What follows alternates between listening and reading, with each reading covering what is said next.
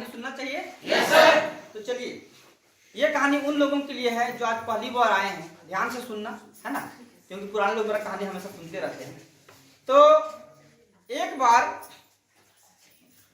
बार की बात है, एक राज्य में ना जितने बुद्धिमान होते थे उनको राजा बनाया जाता था, और राजा का शासन 5 साल। कितना साल? 5 साल। और जैसे उसको रिटायरमेंट होता था तो उसको एक घोड़ा में बैठा दिया जाता था और एक सुदूर जंगल में भेज दिया जाता था।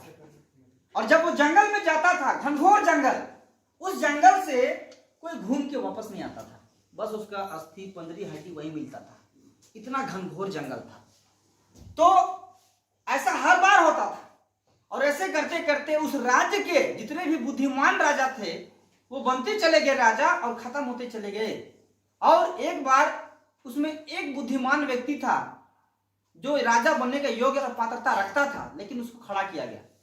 माता जी, ईमान के लिए राजा है ये हम लोग का राजा, लास्ट राजा है। कौन सा राजा है? लास्ट राजा। अब इसको बोल रहे हैं कि मनराज जी, आपको राज्य चलाना है तो आपको राजा बनना पड़ेगा। लेकिन ये आदमी जानता है कि 5 साल बाद हमको वही जंगल में भेज देगा। ये बोलता है राजा पाजा हम कुछ नहीं बनेंगे, हम अपना जगह ठीक है। लेकिन पूरा नागरिक लोग उसको बोला कि देखिए राजा साहब, आप बन जाइए, नहीं तो हम लोग का देश को कौन चलाएगा, हम लोग का राज्य को कौन चलाएगा। तो सबका विनती सुन लिया, बोला ठीक है, अगर आप लोग कहते हैं तो हम मान लेते हैं। लेकिन ये बहुत शातिर राजा था। क्या राजा था? दिन दिन में अपना राजपाट देखता था और रात रात में उस जंगल का पता लगाया जहां उनको जाना था।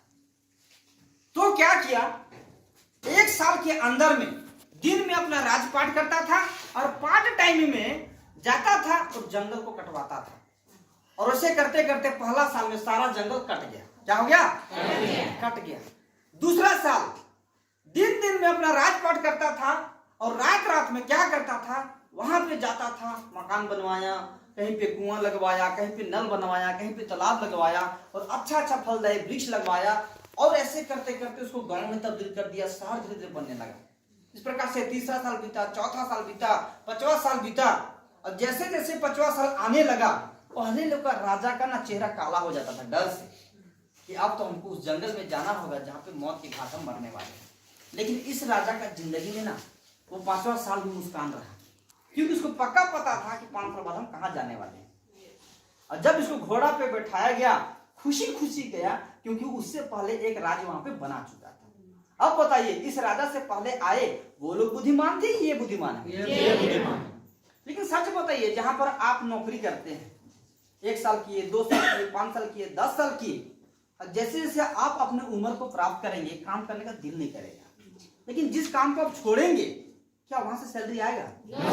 तो आपको करना क्या है, 5 साल आप अपना जीवन को जैसे जीते वैसे जीते रहना है। और पार्ट टाइम 1 घंटा, 2 घंटा, 3 घंटा, 4 घंटा, जैसे आपको टाइम मिलता है सिर्फ उसको करते जाना है। मिनिमम पीरियड 4 से 5 साल है पार्ट टाइम करके डायमंड बनने का। तो बताइए, बुद्धिमान राजा आप हुए कि नहीं? लेकिन बुद्धिमान व्यक्ति वही कहलाएगा। बढ़ जाइए, बुद्धिमान ये बताइए। बुद्धिमान व्यक्ति वही होगा जो पार्ट टाइम के रूप में इस बिजनेस को स्टार्ट करेगा, क्योंकि भाई जब तक आप मेहनत नहीं करेंगे ना, पैसा नहीं आने वाला है। बात समझ में आया? Yes sir. कहानी समझ में आया? Yes sir. अब बात यह है कि कौन बुद्धिमान है तो घर जाके ही पता चलेगा।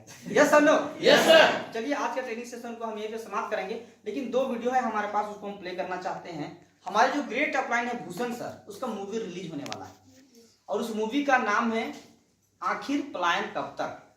और वो व्यक्ति इस बिजनेस को करने से पहले शेफ शॉप किया और शेफ शॉप में डायमंड बना, डबल डायमंड बना, है ना। 8 में ज्वाइनिंग किया था, 12 में डायमंड बना, 14 में डबल डायमंड बना।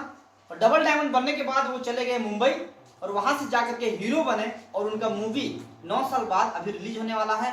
पूरे हिंदुस्तान में 300 थिएटर में रिलीज होगा, रांची में सारे थिएटर में लगने वाले हैं, रामगढ़ में भी लगने वाले हैं, जगह जगह पर सारे थिएटर में लगने वाले हैं। तो 16 फरवरी को उनका फर्स्ट शो है और हम लोग सारे लोग वहां पर जाने वाले हैं। तो थोड़ा सा उसका झलक यहाँ पे देख लेते हैं, ट्रेलर वेलर है कि नहीं? थोड़ा सा साउंड सिस्टम जोड़ देना है।